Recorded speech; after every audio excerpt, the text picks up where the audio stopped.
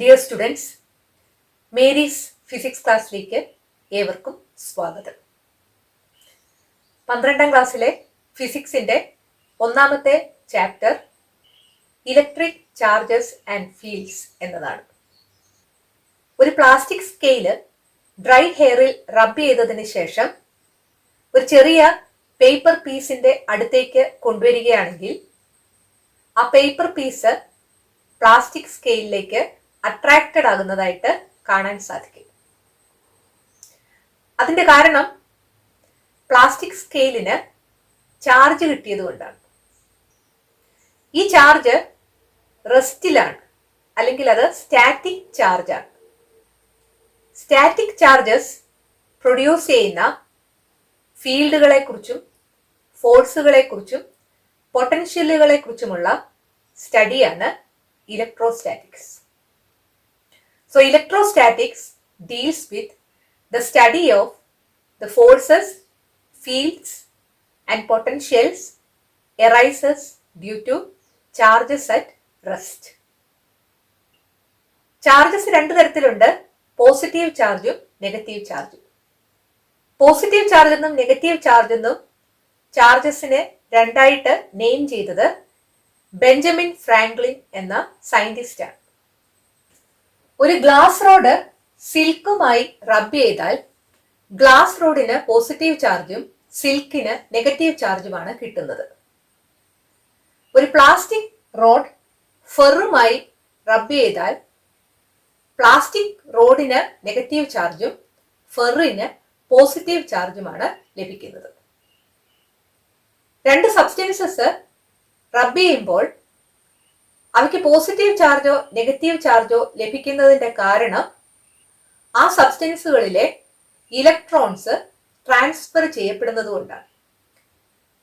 ചില സബ്സ്റ്റൻസിലെ ആറ്റത്തിൽ electrons loosely bound ആയിരിക്കും, ചിലതിൽ ഇലക്ട്രോൺസ് ടൈറ്റ്ലി ബൗണ്ട് ആയിരിക്കും. രണ്ട് സബ്സ്റ്റൻസുകൾ തമ്മിൽ റബ്ബ് ചെയ്യുമ്പോൾ ലൂസ്ലി ബൗണ്ട് ആയിട്ടുള്ള ഇലക്ട്രോൺ ഒരു സബ്സ്റ്റൻസിൽ നിന്ന് മറ്റേ സബ്സ്റ്റൻസിലേക്ക് ട്രാൻസ്ഫർ ചെയ്യപ്പെടുന്നു. ഏത് സബ്സ്റ്റൻസിനാണോ ഇലക്ട്രോണിന്റെ ഡെഫിഷ്യൻസി ഉണ്ടായത് അതിന് പോസിറ്റീവ് ചാർജ് ലഭിക്കുകയും ഇലക്ട്രോണിനെ ഗെയിൻ ചെയ്ത സബ്സ്റ്റൻസിന് നെഗറ്റീവ് ചാർജ് ലഭിക്കുകയും ചെയ്യും. ഒരു സബ്സ്റ്റൻസിന് ഇലക്ട്രിക് ചാർജ് ഉണ്ടെങ്കിൽ അത് ഇലക്ട്രിഫൈഡ് ആണ് അല്ലെങ്കിൽ ചാർജ്ഡ് ആണ് എന്ന് പറയുന്നു. ഒരു സബ്സ്റ്റൻസിന് ഇലക്ട്രിക് ചാർജ് ഇല്ല എങ്കിൽ അത് ഇലക്ട്രിക്കലി ന്യൂട്രൽ ആണ്. ഒരു ബോഡിയുടെ ചാർജ് ഡിറ്റക്ട് ചെയ്യാനുള്ള ഒരു സിമ്പിൾ അപ്പാരറ്റസ് ആണ് ഗോൾഡ് ലീഫ് ഇലക്ട്രോസ്കോപ്പ്. ഈ ഇലക്ട്രോസ്കോപ്പിൽ ഒരു വെർട്ടിക്കൽ മെറ്റൽ റോഡ് ഉണ്ട്, അതിന്റെ എൻഡിൽ ഗോൾഡ് ലീവ്സ് ഉണ്ട്. ഇത് ഒരു ബോക്സിന്റെ അകത്താണ്. ഈ വെർട്ടിക്കൽ റോഡിന്റെ മുകൾ ഭാഗത്ത് ഒരു മെറ്റൽ നോബ് ഉണ്ട്. ഏത് ബോഡിയുടെ ചാർജ് ആണോ ഡിറ്റക്ട് ചെയ്യേണ്ടത് ആ ബോഡി ഈ മെറ്റൽ നോബിൽ ടച്ച് ചെയ്യിക്കുന്നു. അപ്പോൾ ആ ബോഡിക്ക് ചാർജ് ഉണ്ടെങ്കിൽ ആ ചാർജ് ഈ വെർട്ടിക്കൽ റോഡ് വഴി താഴേക്ക് വന്ന് ഈ ഗോൾഡ് ലീവ്സിൽ എത്തുന്നു. ഒരു ബോഡിയിൽ നിന്ന് ഗോൾഡ് ലീവ്സിൽ എത്തുന്നത് ഒരേ ടൈപ്പ് ചാർജ് ആണ്. അത് കാരണം ഈ രണ്ട് ലീവ്സുകളും ഡൈവേർജ് അല്ലെങ്കിൽ അകന്നു പോകും. എന്തുമാത്രം ഡൈവേർജ് ചെയ്ത് പോകുന്നു എന്നതിനെ അടിസ്ഥാനപ്പെടുത്തിയാണ് ആ ബോഡിയുടെ ചാർജ് കുറവാണോ കൂടുതലാണോ എന്ന് മനസ്സിലാക്കുന്നത്. കണ്ടക്ടേഴ്സും ഇൻസുലേറ്റേഴ്സും എന്താണെന്ന് നോക്കാം. ഇലക്ട്രിസിറ്റിയെ ഈസി ആയിട്ട് കടത്തിവിടുന്ന സബ്സ്റ്റൻസസ് ആണ് conductors. Example metals, human and animal bodies, earth. ഇലക്ട്രിസിറ്റിയെ ഈസി ആയിട്ട് കടത്തിവിടാത്ത സബ്സ്റ്റൻസസ് ആണ് insulators. Non metals like glass, plastic, wood, porcelain, nylon etcetera are insulators. ഒരു കണ്ടക്ടറിൽ കുറച്ച് ചാർജ് വെക്കുകയാണെങ്കിൽ ആ കണ്ടക്ടറിന്റെ എൻ്റയർ സർഫസിൽ ആ ചാർജുകൾ ഡിസ്ട്രിബ്യൂട്ട് ചെയ്യപ്പെടും. അതേസമയം ഒരു ഇൻസുലേറ്ററിൽ കുറച്ച് ചാർജസ് വെക്കുകയാണെങ്കിൽ ആ ചാർജസ് എവിടെയാണോ വെക്കുന്നത് അത് അവിടെ തന്നെ ഇരിക്കും. ഒരു പ്ലാസ്റ്റിക് സ്കെയില് ഡ്രൈ ഹെയറിൽ റബ്ബ് ചെയ്തപ്പോൾ പ്ലാസ്റ്റിക് സ്കെയിലിന് ചാർജ് കിട്ടുന്നു എന്ന് നമ്മൾ മനസ്സിലാക്കി. ആ പ്ലാസ്റ്റിക് സ്കെയിലിന് പകരം ഒരു മെറ്റാലിക് സ്പൂണാണ് നമ്മൾ ഉപയോഗിക്കുന്നതെങ്കിൽ ആ സ്പൂണിന് ചാർജ് കിട്ടുമെങ്കിലും ഹ്യൂമൻ ബോഡിയിലൂടെ ഗ്രൗണ്ടിലേക്ക് പോകും. കാരണം ഹ്യൂമൻ ബോഡിയും എർത്തും കണ്ടക്ടേഴ്സ് ആണ്. അതുകൊണ്ട് റബ്ബിംഗ് വഴി ഒരു കണ്ടക്ടറിനെ ചാർജ് ചെയ്യാനായിട്ട് സാധിക്കത്തില്ല. Basic properties of electric charge എന്തൊക്കെയാണെന്ന് നോക്കാം. ഇത് എക്സാമിന് ചോദിക്കാൻ സാധ്യതയുള്ളതാണ്. ഒന്നാമത്തെ പ്രോപ്പർട്ടി അഡിറ്റിവിറ്റി ഓഫ് ചാർജസ്. ഒരു സിസ്റ്റത്തിൽ 3 ചാർജസ് ഉണ്ടെന്ന് വിചാരിക്കുക. -1 കൂളം, 2 കൂളം ആൻഡ് 5 കൂളം. ഈ സിസ്റ്റത്തിന്റെ ടോട്ടൽ ചാർജ് എന്ന് പറയുന്നത് ഈ ഇൻഡിവിജ്വൽ ചാർജസിന്റെ ഓൾജിബ്രൈക് സം ആയിരിക്കും. അതായത് -1 + 2 + 5 that is equal to 6 coulomb. So if a system has n charges, q1, q2, q3, etc. qn, then the total charge on the system is q is equal to q1 plus q2 plus etc. qn. The total charge of a system is the algebraic sum of the individual charges present in the system. രണ്ടാമത്തെ property charge is conserved എന്നതാണ്. ഒരു isolated system consider ചെയ്യുക. Isolated system എന്ന് പറഞ്ഞാൽ external ഫോഴ്സസിന്റെ influence ആ സിസ്റ്റത്തിന് ഇല്ല എന്നാണ് അർത്ഥം. അവിടെ 3 ചാർജസ് ഉണ്ടെന്ന് വിചാരിക്കുക. -2 കൂളം, -5 കൂളം ആൻഡ് 4 കൂളം. ഇവിടുത്തെ ടോട്ടൽ ചാർജ് എന്ന് പറയുന്നത് +2 + -5 + 4 that is equal to +1 coulomb. ഈ ഐസൊലേറ്റഡ് സിസ്റ്റത്തിലെ ചാർജസിന് റീഡിസ്ട്രിബ്യൂഷൻ ഉണ്ടാകാം. അതായത് ഇത് +3 എന്നാകാം, ഇത് -6 എന്നാകാം, ഇത് 4 എന്നാകാം.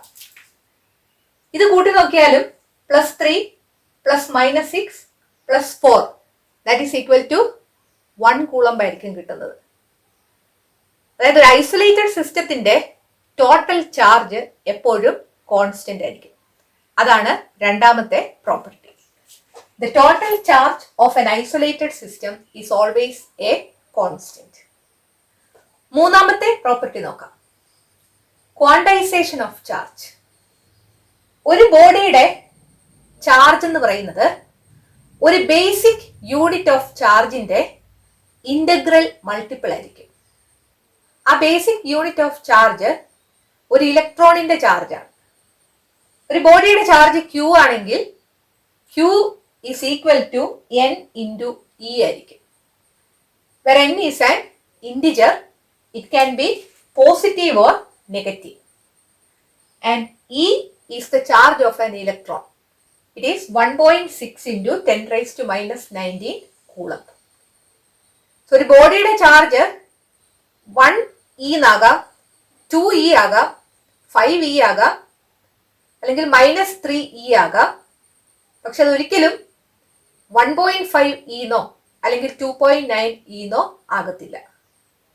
Charge of a body is always an integral multiple of a basic unit of charge, which is the charge of an electron. Q is equal to NE, where n is an integer that can be positive or negative, and E is equal to 1.6 into 10 raised to -19 coulomb. അടുത്തതായിട്ട് Coulomb's law ആണ് പഠിക്കാനുള്ളത്. 2 point charges consider ചെയ്യുക, Q1 ഉം Q2. അവ തമ്മിലുള്ള distance ആണ് R. ഈ രണ്ട് ചാർജസ് തമ്മിലുള്ള ഡിസ്റ്റൻസുമായിട്ട് കമ്പയർ ചെയ്യുമ്പോൾ അവയുടെ ചാർജിന്റെ മാഗ്നിറ്റ്യൂഡ് വളരെ ചെറുതാണ്. അതുകൊണ്ടാണ് ഈ ചാർജുകളെ പോയിന്റ് ചാർജസ് എന്ന് പറയുന്നത്. ഈ രണ്ട് ചാർജസ് തമ്മിൽ ഫോഴ്സ് ഓഫ് അട്രാക്ഷനോ ഫോഴ്സ് ഓഫ് റിപ്പൾഷനോ ഉണ്ട്. ഇവ സിമിലർ ചാർജസ് ആണെങ്കിൽ ഫോഴ്സ് ഓഫ് റിപ്പൾഷൻ ആയിരിക്കും, ഓപ്പോസിറ്റ് ചാർജസ് ആണെങ്കിൽ ഫോഴ്സ് ഓഫ് അട്രാക്ഷൻ ആയിരിക്കും. ആ ഫോഴ്സ് ഈ രണ്ട് ചാർജുകളുടെ പ്രോഡക്റ്റിന്റെ മാഗ്നിറ്റ്യൂഡിന് ഡയറക്ട്ലി പ്രൊപ്പോർഷണൽ ആണ്. So F is proportional to the magnitude of the product of Q1 and Q2. അവ തമ്മിലുള്ള ഡിസ്റ്റൻസിന്റെ സ്ക്വയറിന് ഇൻവേഴ്സ്ലി പ്രൊപ്പോർഷണലുമാണ് ആ ഫോഴ്സ്. So F is proportional to 1/r². ഇത് രണ്ടും കൂടെ ചേർത്ത് എഴുതുമ്പോൾ F is proportional to magnitude of Q1 Q2 divided by r² എന്ന് കിട്ടും. പ്രൊപ്പോർഷണാലിറ്റി സൈൻ മാറ്റുമ്പോൾ ഒരു കോൺസ്റ്റന്റും കൊണ്ട് മൾട്ടിപ്ലൈ ചെയ്യണം. So F is equal to a constant k into magnitude of Q1 Q2 divided by r², or simply f is equal to k into Q1 Q2 by r². ഈ k യുടെ value 1/4πε0 എന്നാണ്. 1/4πε0 ചെയ്യുമ്പോൾ നമുക്ക് കിട്ടുന്നത് 9 into 10⁻⁹ എന്നാണ്. അതിന്റെ unit newton metre square coulomb (−2) എന്നാണ്. ആ യൂണിറ്റ് നിങ്ങൾ കാണാതെ പഠിക്കേണ്ട കാര്യമില്ല. ഈ ഇക്വേഷനിൽ k എന്താണെന്ന് എഴുതി നോക്കുക. f into r² divided by Q1 Q2 എന്ന് കിട്ടും. ഫോഴ്സിന്റെ യൂണിറ്റ് ന്യൂട്ടൺ ആണ്. ഡിസ്റ്റൻസിന്റെ സ്ക്വയറിന്റെ യൂണിറ്റ് മീറ്റർ സ്ക്വയർ ആണ്. ഡിനോമിനേറ്ററിൽ കൂളം സ്ക്വയർ എന്ന് വരും. അത് ന്യൂമറേറ്ററിൽ എഴുതുമ്പോൾ കൂളം (−2) എന്ന് കിട്ടും. അതാണ് ന്യൂട്ടൺ മീറ്റർ സ്ക്വയർ കൂളം (−2) എന്ന് കെയുടെ യൂണിറ്റ് കിട്ടിയത്. ഈ രണ്ട് ചാർജസും ഫ്രീ സ്പേസിൽ അല്ലെങ്കിൽ വാക്യൂത്തിലാണെങ്കിൽ F is equal to 1/4πε0 Q1 Q2 by r² എന്നതാണ് ഇക്വേഷൻ. ഈ ε0യ്ക്ക് പെർമിറ്റിവിറ്റി ഓഫ് ഫ്രീ സ്പേസ് എന്നാണ് പറയുന്നത്. അതിന്റെ വാല്യൂ 8.854 into 10⁻⁻12 ആണ്. അതിന്റെ unit coulomb square newton (−1) metre (−2) ആണ്. ഈ യൂണിറ്റും നിങ്ങൾ കാണാതെ പഠിക്കേണ്ട കാര്യമില്ല. ഈ ഇക്വേഷനിൽ നിന്ന് ε0യുടെ ഇക്വേഷൻ എഴുതുക. അതായത് ഡിനോമിനേറ്ററിൽ കിടക്കുന്ന ε0 ഇപ്പുറത്തെ വശത്ത് ന്യൂമറേറ്ററിലാക്കി എഴുതുക. അപ്പോൾ ഈ എഫ് ഇവിടെ ന്യൂമറേറ്ററിലാണ് കിടക്കുന്നത്, അത് ഇപ്പുറത്തെ വശത്ത് വരുമ്പോൾ ഡിനോമിനേറ്ററിലാകും. So ε0 is equal to 1/4πf Q1 Q2 by r² എന്ന് ഇക്വേഷൻ കിട്ടും. ഇതിന്റെ യൂണിറ്റ് എഴുതി നോക്കുക. ഇവിടെ ഫോഴ്സ് ഡിനോമിനേറ്ററിലാണ് വരുന്നത്. ന്യൂട്ടൺ (−1) എന്ന് വരും. കൂളം സ്ക്വയർ ന്യൂമറേറ്ററിൽ തന്നെയാണ്. c² എന്ന് എഴുതുക. Metre square ഡിനോമിനേറ്ററിലാണ്. മീറ്റർ (−2) എന്ന് എഴുതുക. അതാണ് നിങ്ങൾക്ക് ഇവിടെ കിട്ടിയത്. Coulomb square newton (−1) metre (−2). ഇങ്ങനെ എഴുതി നോക്കിയാൽ ഈ യൂണിറ്റ് നിങ്ങൾക്ക് തെറ്റാതെ എഴുതാൻ സാധിക്കും. ഈ ചാർജസ് ഒരു മീഡിയത്തിലാണെന്ന് വിചാരിക്കുക. അങ്ങനെയാണെങ്കിൽ ഈ equation F is equal to 1/4πε Q1 Q2 by r² എന്നാകും. ε0യ്ക്ക് പകരം എപ്സിലോൺ എന്ന് എഴുതുക. Epsilon is the permittivity of the medium. അല്ലെങ്കിൽ ഈ എപ്സിലോണിന്റെ സ്ഥാനത്ത് ε0 εr എന്ന് എഴുതുക. That is epsilon is equal to ε0 εr. അല്ലെങ്കിൽ εr എന്തായിരിക്കും? εr മാത്രം ഒരു സൈഡിൽ കിടക്കണം. അതിന്റെ കൂടെ കിടക്കുന്ന ε0 ഇപ്പുറത്തെ വശത്ത് കൊണ്ടുവരുമ്പോൾ ഡിനോമിനേറ്ററിലാകും. അതായത് ε/ε0 ഈസ് ഈക്വൽ ടു εr എന്ന് കിട്ടും. ഈ εrന് റിലേറ്റീവ് പെർമിറ്റിവിറ്റി എന്നാണ് പറയുന്നത്. So relative permittivity is the ratio of the permittivity of the medium to the permittivity of the free space. അടുത്തതായിട്ട് കൂളംബിനെ ഡിഫൈൻ ചെയ്യുന്നത് എങ്ങനെയാണെന്ന് നോക്കാം. രണ്ട് ചാർജസിന്റെ ഇടയിലുള്ള ഫോഴ്സിന്റെ equation F is equal to 1 by 4 pi epsilon 0 Q1 Q2 divided by R square.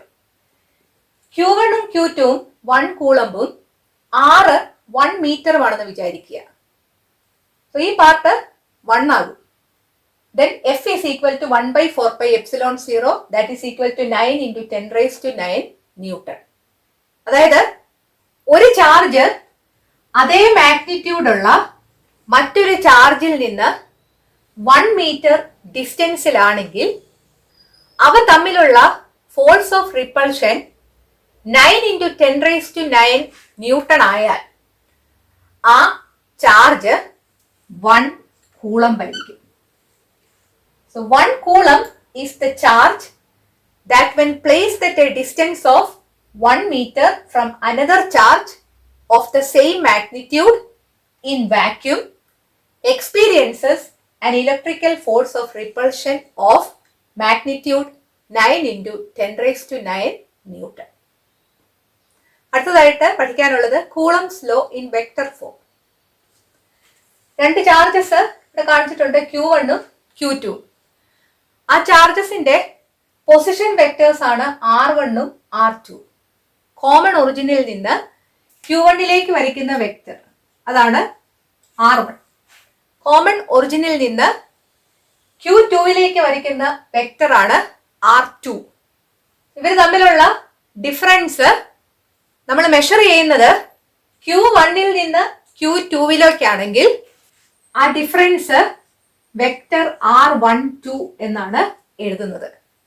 ഇനി നമ്മൾ മെഷർ ചെയ്യുന്നത് Q2വിൽ നിന്ന് Q1ലേക്കാണെങ്കിൽ ഇവ തമ്മിലുള്ള ഡിസ്റ്റൻസ് R21 എന്നാണ് എഴുതുന്നത്. Q1ൽ Q2 എന്തുമാത്രം ഫോഴ്സ് ആണ് എക്സേർട്ട് ചെയ്യുന്നത് നോക്കാം. Force on Q1 due to Q2 അത് ഡിനോട്ട് ചെയ്യുന്നത് F12 എന്നാണ്. Force on Q1 due to Q2 that is equal to 1 by 4 pi epsilon 0 Q1 Q2 divided ബൈ F12 എന്ന് എഴുതിയതുപോലെ തന്നെ R12 സ്ക്വയർ എന്ന് എഴുതുക. ഈ ഫോഴ്സിനെ വെക്ടർ ഫോമിൽ എഴുതണം. ഫോഴ്സ് എന്തായാലും ഒരു വെക്ടർ ആണ്. ഈ പാർട്ടിലെ ഡിസ്റ്റൻസ് വെക്ടറിലല്ല. ഇതിനെ വെക്ടർ ആക്കാൻ വേണ്ടി ഒരു യൂണിറ്റ് വെക്ടറും കൊണ്ട് മൾട്ടിപ്ലൈ ചെയ്യണം. സോ R12 എന്ന യൂണിറ്റ് വെക്ടറും കൊണ്ട് മൾട്ടിപ്ലൈ ചെയ്താൽ ഇതിന്റെ മാഗ്നിറ്റ്യൂഡ് മാറത്തില്ല. ഈ വെക്ടറിന്റെ ഡയറക്ഷൻ ഏതാണോ അതേ ഡയറക്ഷനിൽ തന്നെ ആയിരിക്കും ഈ യൂണിറ്റ് വെക്ടർ. സോ ഇപ്പൊ ഇത് വെക്ടർ ഫോമിലായി. സോ യൂണിറ്റ് വെക്ടർ കൊണ്ട് മൾട്ടിപ്ലൈ ചെയ്തപ്പോൾ ഈ R12 എന്നുള്ളത് വെക്ടർ R12 എന്നതിന് തുല്യമായി. So vector R12 is equal to vector R1 minus vector R2 ആണ്. കാരണം R12 എന്ന് പറഞ്ഞാൽ ആദ്യത്തെ ചാർജിൽ നിന്ന് രണ്ടാമത്തെ ചാർജിലേക്കാണ് മെഷർമെന്റ് എടുക്കുന്നത്. So R12 is equal to R1 minus R2. ഇനിയും force on Q2 due to Q1 നോക്കാം. Force on Q2 due to Q1 is denoted as F21. Force on Q2 due to Q1 that is equal to 1 by 4 pi epsilon 0 Q1 Q2 divided by ഇത് F21 എന്നാണെങ്കിൽ ഇവിടെ R21 square എന്ന് കൊടുക്കുക. ഇവിടെയും ഇതിനെ vector ആക്കാൻ unit vector R21 കൊണ്ട് multiply ചെയ്താൽ മതി.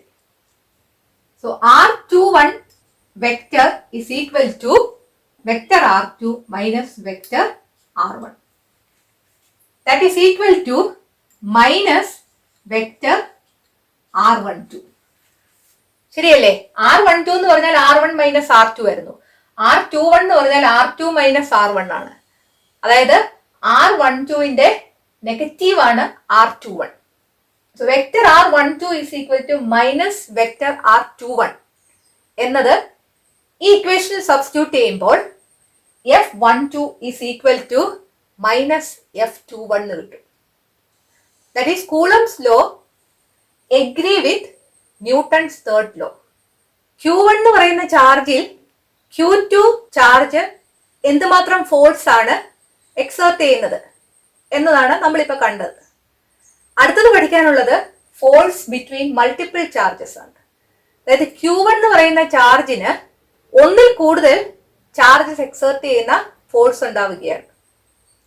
ആദ്യമായിട്ട് 3 ചാർജസ് ഉള്ള ഒരു സിസ്റ്റം കൺസിഡർ ചെയ്യാം. Q1ന് ഫോഴ്സ് ഡ്യൂ ടു Q2 വരും, ഫോഴ്സ് ഡ്യൂ ടു Q3 വരും. ആദ്യം Q1ന്റെയും Q2ന്റെയും Q3യുടെയും പൊസിഷൻ വെക്ടേഴ്സ് മാർക്ക് ചെയ്യുക. കോമൺ ഒറിജിനിൽ നിന്ന് Q1ലേക്ക് വരയ്ക്കുന്ന ലൈനാണ് പൊസിഷൻ വെക്ടർ R1, Q2ലേക്ക് വരയ്ക്കുന്നതാണ് പൊസിഷൻ വെക്ടർ R2, Q3യിലേക്ക് വരയ്ക്കുന്നതാണ് പൊസിഷൻ വെക്ടർ R3. Q1ഉം Q2ഉം തമ്മിലുള്ള ഡിസ്റ്റൻസ് ആണ് R12. നെക്സ്റ്റില് ഇവിടെ ഒരു യൂണിറ്റ് വെക്ടർ കൂടെ കാണിച്ചിട്ടുണ്ട്, യൂണിറ്റ് വെക്ടർ R12. Q1ഉം Q3യും തമ്മിലുള്ള ഡിഫറൻസ് ആണ് R13. So force on Q1 due to Q2 ഉണ്ട്, force on Q1 due to Q3യും ഉണ്ട്. ആ രണ്ട് ഇക്വേഷൻസും നമുക്ക് എഴുതാം. F12 is equal to 1/4 pi epsilon 0 Q1 Q2 divided by R12 square into unit vector R12. F13 എഴുതുക. That is equal to 1/4 pi epsilon 0 Q1 Q3 divided by R13 square into unit vector R13. Unit വെക്ടറുമായിട്ട് multiply ചെയ്ത് കഴിയുമ്പോൾ vector F12 vector F13 ആകും. അങ്ങനെയെങ്കിൽ Q1 ചാർജിൽ experience ചെയ്യപ്പെടുന്ന force എന്ന് പറയുന്നത് F12ന്റെയും F13യുടെയും സം ആയിരിക്കും. So F1 is equal to F12 plus F13. That is equal to 1/4 pi epsilon 0 Q1 Q2 by R12 square into unit vector R12. Force എല്ലാം vector ആണ്, plus 1/4 pi epsilon 0 Q1 Q3 by R13 square into unit vector R13. അങ്ങനെയെങ്കിൽ ഒരു സിസ്റ്റത്തിൽ n charges ഉണ്ടെന്ന് വിചാരിക്കുക. Q1 ചാർജിൽ Q2 charge force exert ചെയ്യും, Q3 charge force exert ചെയ്യും, Q4 ചാർജ് ഫോഴ്സ് എക്സേർട്ട് ചെയ്യും, അങ്ങനെ Qn ചാർജ് ഫോഴ്സ് എക്സേർട്ട് ചെയ്യും. ഈ ഓരോ ഇൻഡിവിജ്വൽ ചാർജും എക്സേർട്ട് ചെയ്യുന്ന ഫോഴ്സുകളുടെ സം ആയിരിക്കും Q1 ചാർജ് എക്സ്പീരിയൻസ് ചെയ്യുന്നത്. So vector F1 is equal to vector F12 plus vector F13 plus vector F14 etcetera up to vector F1n. ഇത് നമ്മൾ എക്സ്പാൻഡ് ചെയ്ത് എഴുതിയാൽ 1/4 pi epsilon 0 into Q1 Q2 by R12 square into unit vector R12 plus Q1 Q3 by R13 square into unit vector R13 plus etc plus Q1 Qn divided by R1n square into unit vector R1n എന്ന് കിട്ടും. ഇതിനെ നമുക്ക് കുറച്ചുകൂടെ simplify ചെയ്ത് എഴുതാം. ഇവിടെ Q1 ഈ ടേംസിലെല്ലാം ഉണ്ട്. Q1 by 4 pi epsilon 0 into sigma എന്ന് പറഞ്ഞാൽ സമ്മേഷൻ എന്നാണ് അർത്ഥം, എല്ലാം കൂടെ കൂട്ടുക. സിഗ്മ ജനറൽ ആയിട്ട് Qi എന്ന് കൊടുക്കുക, ഡിവൈഡഡ് ബൈ R1 ഇവിടെ എല്ലായിടത്തും കോമൺ ആയിട്ടുണ്ട്. രണ്ടാമത്തെ ടേം മാറുന്നുണ്ട്, അതിന് I എന്ന് കൊടുക്കുക, R1I square into unit vector R1I എന്ന് കൊടുക്കുക. നീ ഐയുടെ വാല്യൂ എവിടം തൊട്ട് എവിടം വരെയാണെന്ന് എഴുതണം. അത് ഈ സമ്മേഷന്റെ അടിയിൽ എഴുതുന്നത് summation I is equal to lower limit ആണ് ഇവിടെ എഴുതേണ്ടത്. ഏറ്റവും ലോവർ ലിമിറ്റ് 2 എന്നുള്ളതാണ്. 2 to n വരെയാണിത് വരുന്നത്. So sigma I is equal to 2 to n qi divided by r1i square into unit vector r1i. So ഈ സ്റ്റെപ്പ് എളുപ്പമാണ്. ഇവിടെ ഏത് ക്വാണ്ടിറ്റി ആണോ ചേഞ്ച് ചെയ്തുകൊണ്ടിരിക്കുന്നത് അതിന് ഐ എന്ന് കൊടുക്കുക. ആ ഐ ഏത് ലിമിറ്റിൽ നിന്ന് ഏത് ലിമിറ്റ് വരെയാണ് ചേഞ്ച് ചെയ്യുന്നതെന്ന് ഇവിടെ കാണിക്കുക. സോ n ചാർജസ് ഉണ്ടെങ്കിൽ അതിലെ ഒരു ചാർജ് എക്സ്പീരിയൻസ് ചെയ്യുന്ന ഫോഴ്സ് ആ സിസ്റ്റത്തിലെ എല്ലാ ഇൻഡിവിജ്വൽ ചാർജസും ആ ചാർജിൽ എക്സേർട്ട് ചെയ്യുന്ന ഫോഴ്സിന്റെ വെക്റ്റർ സം ആയിരിക്കും. ഇതിന് പ്രിൻസിപ്പിൾ ഓഫ് സൂപ്പർ പൊസിഷൻ അല്ലെങ്കിൽ സൂപ്പർ പൊസിഷൻ പ്രിൻസിപ്പിൾ എന്നാണ് പറയുന്നത്. അതെന്താണ് നിങ്ങളോട് ചോദിക്കാം. The force on any charge due to a number of charges is the vector sum of forces due to individual charges. This is the principle of superposition. ഇന്നത്തെ class നിങ്ങൾക്ക് മനസ്സിലായി എന്ന് വിചാരിക്കുന്നു. ഈ വീഡിയോ നിങ്ങൾക്ക് ഇഷ്ടപ്പെട്ടെങ്കിൽ നിങ്ങളുടെ കൂട്ടുകാരോടും മേരീസ് ഫിസിക്സ് ക്ലാസിനെ കുറിച്ച് പറയണം. ഇതൊരു ഫ്രീ യൂട്യൂബ് ക്ലാസ് ആണ്. ഈ ചാനൽ സബ്സ്ക്രൈബ് ചെയ്യാൻ മറക്കരുത്. അടുത്ത വീഡിയോയിൽ വീണ്ടും കാണാം. Thank you.